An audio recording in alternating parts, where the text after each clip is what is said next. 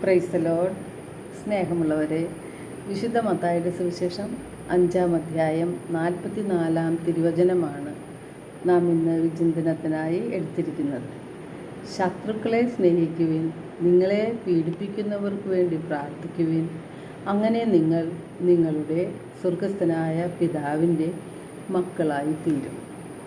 നമ്മുടെ ജീവിതത്തിൽ ഏറ്റവും പ്രയാസം ഉള്ളതായി നമുക്ക് തോന്നുന്ന ഒരു കാര്യമാണ് നമ്മെ വേദനിപ്പിച്ചവരോട് ക്ഷമിക്കുക എന്നത്.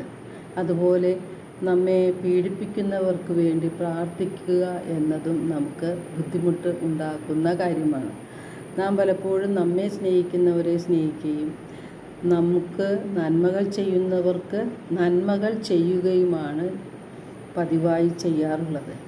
നമ്മെ വേദനിപ്പിച്ചവരെ നാം ശത്രുക്കളായി കാണുകയും അവരോട് പ്രതികാരം ചെയ്യുവാൻ അല്ലെങ്കിൽ വെറുപ്പും വൈരാഗ്യവും ഹൃദയത്തിൽ സൂക്ഷിക്കുവാൻ ശ്രമിക്കുന്നവരാണ് മനുഷ്യരായ നാം എല്ലാവരും.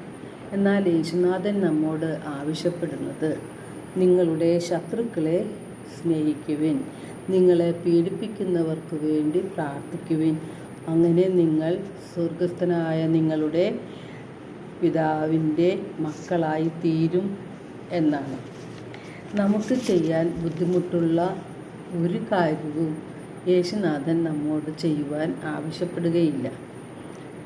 നമ്മെ വേദനിപ്പിച്ച വ്യക്തികളും സംഭവങ്ങളും അവർ നമ്മോട് പറഞ്ഞ കാര്യങ്ങളും നമ്മുടെ ഹൃദയത്തെ വല്ലാതെ മുറിപ്പെടുത്തിയിട്ടുണ്ട്. നാം വളരെയേറെ സ്നേഹിക്കുന്നവരും കഷ്ടപ്പെട്ട് വളർത്തി വലുതാക്കിയവരും പ്രായമായി കഴിയുമ്പോൾ നമ്മെ അവഗണിക്കുകയും ഒറ്റപ്പെടുത്തുകയും കുറ്റപ്പെടുത്തുകയും എല്ലാം ചെയ്യുമ്പോൾ നമ്മുടെ ഹൃദയത്തിൽ ഏൽക്കുന്ന വേദന വളരെ വലുതാണ്. അതുകൊണ്ട് തന്നെയാണ് അവ മറക്കാനും ക്ഷമിക്കാനും പൊറുക്കാനും ഒന്നും നമുക്ക് സാധിക്കാതെ വരുന്നത്. നാം ആത്മാർത്ഥമായി നമ്മെ വേദനിപ്പിച്ചവരോട് ക്ഷമിക്കുവാൻ ആഗ്രഹിച്ചാൽ അതിനുള്ള വഴി അല്ലെങ്കിൽ ശക്തി ദൈവം തന്നെ നമുക്ക് തരും. പ്രഭാഷകൻ 15:15 തിരുവചനം പറയുന്നത്, മനസ്സ് വച്ചാൽ നിനക്ക് കൽപ്പനകൾ പാലിക്കാൻ സാധിക്കും, വിശ്വസ്തതാപൂർവം വർത്തിക്കണമോ വേണ്ടയോ എന്ന് തീരുമാനിക്കേണ്ടത് നീയാണ്. യേശു പറയുന്നുണ്ട്, എന്നെ സ്നേഹിക്കുന്നവൻ എൻ്റെ വചനം പാലിക്കും എന്ന്. നാം ശത്രുക്കളെ സ്നേഹിക്കുമ്പോൾ, നമ്മെ പീഡിപ്പിച്ചവർക്ക് വേണ്ടി പ്രാർത്ഥിക്കുമ്പോൾ യേശുവിനെ നാം സ്നേഹിക്കുകയും യേശുവിനെ അനുസരിക്കുകയുമാണ് ചെയ്യുന്നത്. നമ്മെ വേദനിപ്പിച്ചവരോട് ക്ഷമിക്കാതിരിക്കാൻ, അവരോട് വെറുപ്പും വൈരാഗ്യവും ഹൃദയത്തിൽ സൂക്ഷിക്കുവാൻ, സാഹചര്യമുണ്ടാകുമ്പോൾ പ്രതികാരം ചെയ്യാൻ എല്ലാം നമ്മെ പ്രേരിപ്പിച്ചുകൊണ്ടിരിക്കുന്നത് സാത്താനാണ്. അവൻ്റെ കെണിയിൽ നാം വീണു പോകരുത്. ക്ഷമിച്ചാൽ നമ്മുടെ അഭിമാനം പോകും.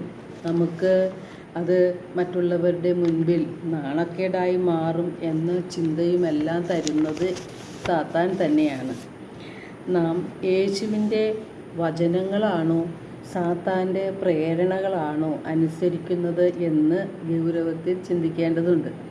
നമുക്ക് ക്ഷമിക്കണമെങ്കിൽ നാം യേശുവിൻ്റെ കുരിശിലേക്കാണ് നോക്കേണ്ടത്.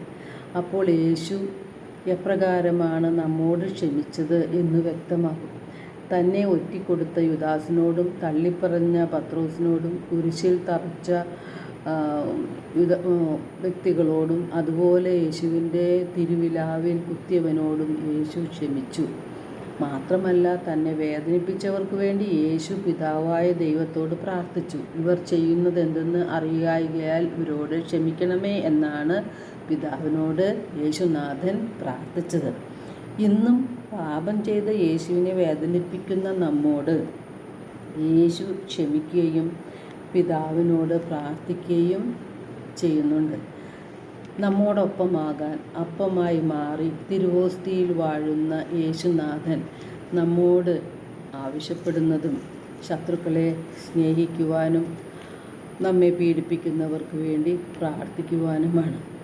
നമുക്ക് വേണ്ടി കുരിശിൽ ജീവൻ ബലിയർപ്പിച്ച ആ യേശുവിനോടുള്ള വിശ്വസ്തത നമ്മുടെ ഹൃദയത്തിൽ ഉണ്ടെങ്കിൽ നാം യേശുവിൻ്റെ വചനങ്ങൾ പാലിക്കും, ശത്രുക്കളോട് ക്ഷമിക്കും, വേദനിപ്പിച്ചവരോട് ക്ഷമിക്കാനുള്ള കൃപയ്ക്കായിട്ടാണ് നാം യേശുവിനോട് പ്രാർത്ഥിക്കേണ്ടത്.